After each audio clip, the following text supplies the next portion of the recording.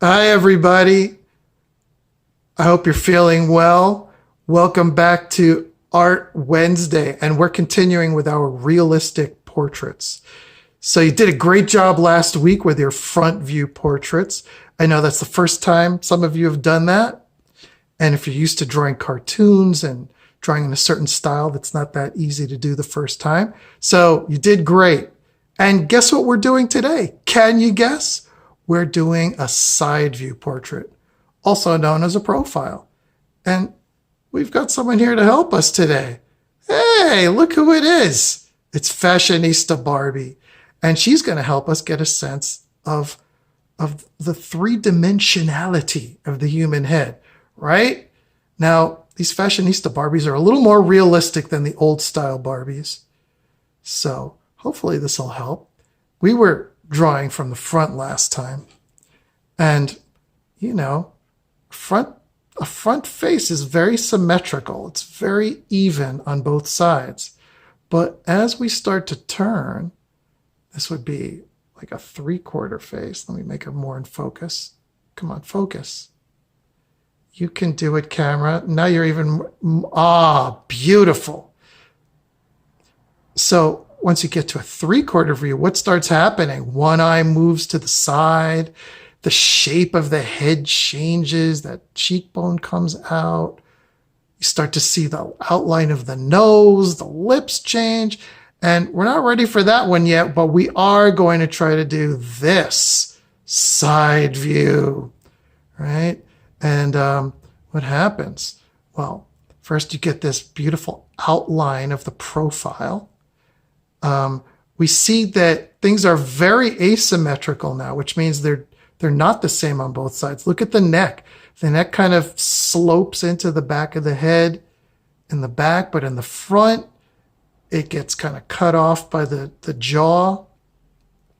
The shape of the eye is all different. You can see this outline of the lips, right? So I'm just going to sketch that out quickly first. Now let me make sure now this is in focus. All right. So I'm just going to sketch out the shapes that we're going to be working with. Okay, just on the side here. We've got this, I guess you could call it a melon shape. And that's our cranium. That's where our brain lives. It's like a box for the brain, right? And then the face kind of hangs down from it, almost like a mask shape, right? And it's got that little hook. Then, everyone's different. And you'll look at the photographs that I have for you today. She has a very clean, long jawline. With some people, that's very short. And then it kind of slopes up in the back. The eye is triangle. And those are the basic shapes. Was I blocking with my hand? I'm trying to get better at not blocking my picture with my hand. And those are the basic shapes that we're dealing with here. Okay, so now I'm going to try to draw her. And this is how I would do this. First, I want to imagine almost like a Spider-Man mask over the whole head. And what shape would that be? Look at the top of the head. And how am I drawing now? I'm not using the computer this time, so you can really see how I use a pencil. And I draw very lightly. I make so many mistakes.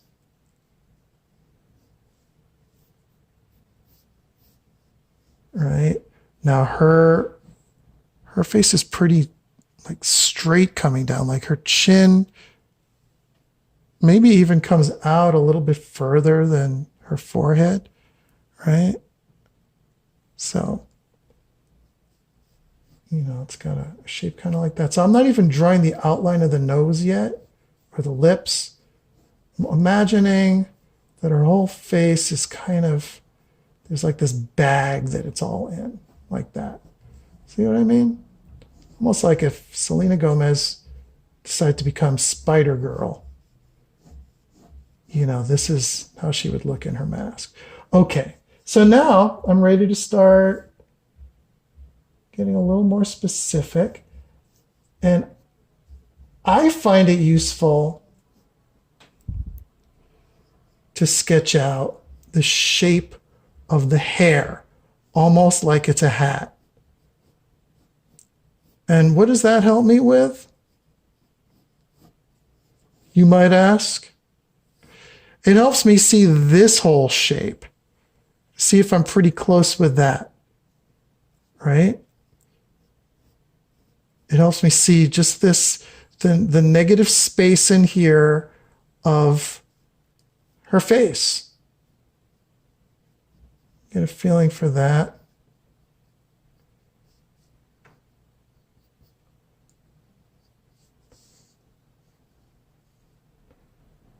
Now, this drawing is going to go through many changes. This is just a first, sketch. And today I will be speeding up the video at a certain point. I've learned how to do that. So it will be much shorter. But this is how I start off. What changes do I need to make right away?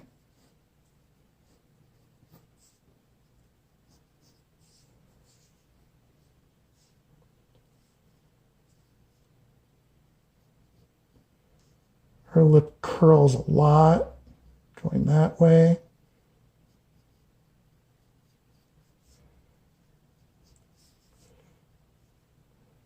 Now you'll see in some portraits the jaw sticks out more than this. Sometimes it slopes back more. Some people's features are pointier or rounder, right? But this, I think, is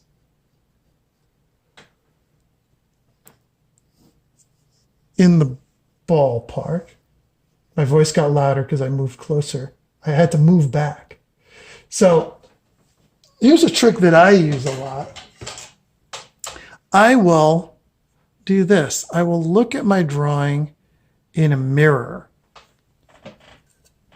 And that helps me see if I'm totally messing it up or not, or how close I am. So I actually hold up this mirror so that I can see the drawing and the thing I'm drawing in the mirror.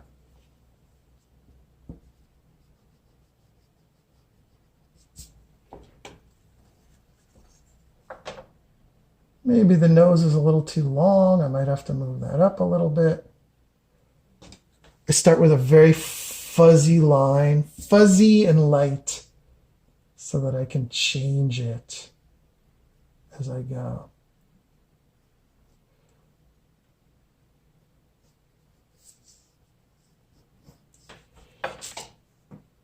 Oops.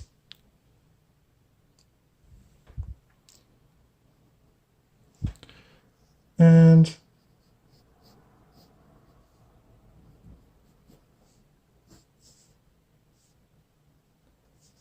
all right, that's my start.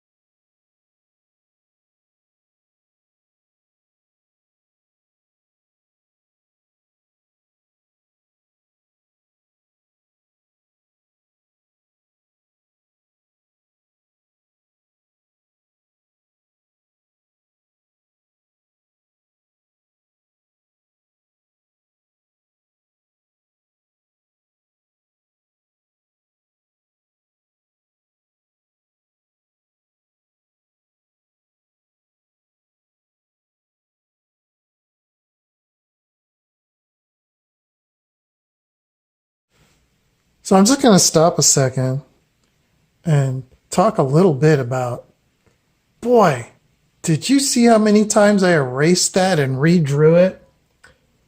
And yeah, that's what I do.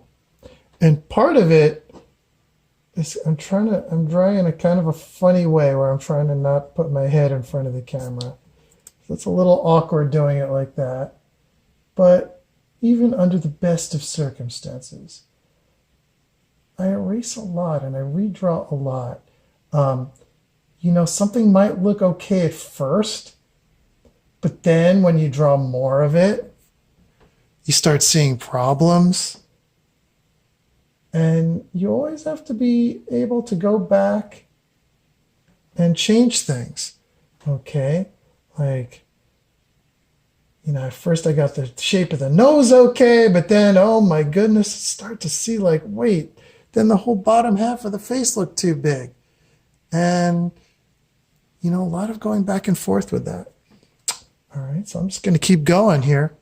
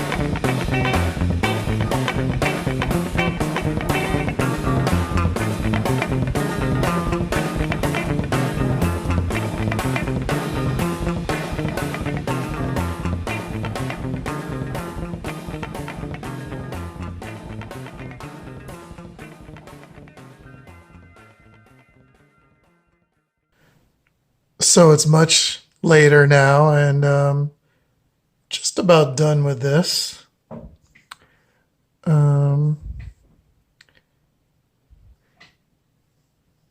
Still feel like there's some little things I didn't quite get, but I really wanted you to see how much changing and erasing and redrawing goes into this.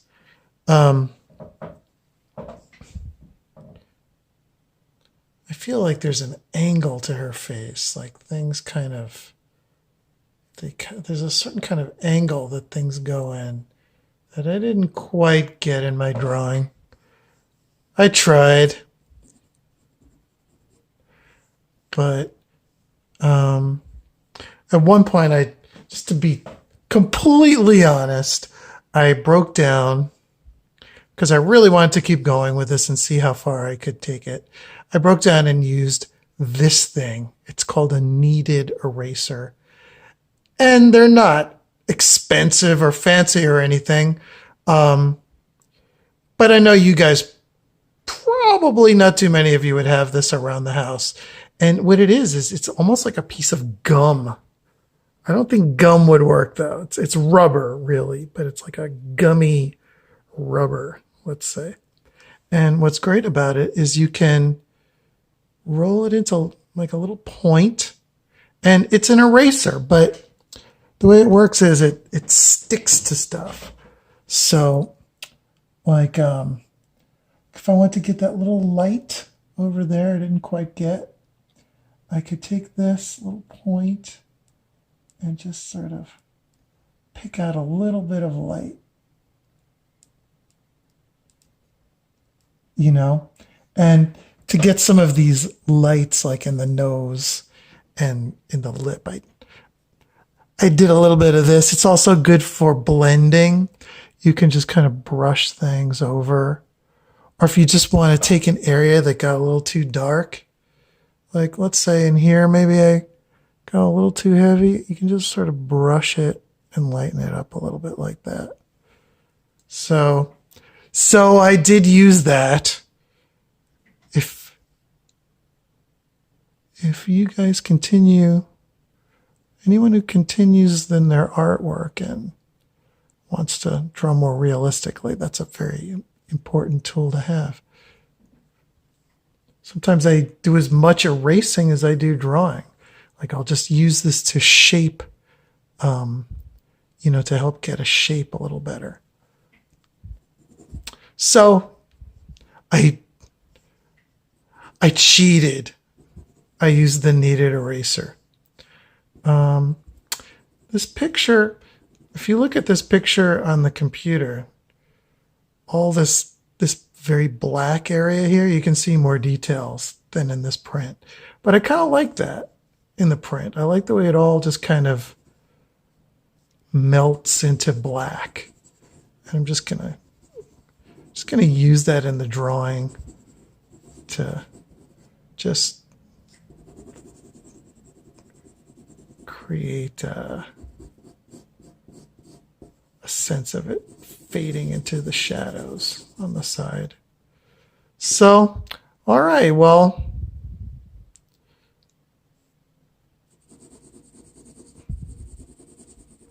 I just can't stop. I can't stop. At a certain point, I decided I like to have that dark value around the side of her face. At first, I was just going to do an outline, but then I just felt like that would be nice to have that. And I'm just letting it, it's called a vignette when you let things fade. So I'm just letting this dark area sort of be a vignette. So, all right. I have some pictures that you can use. And you can use those. It's hard to find a perfect profile.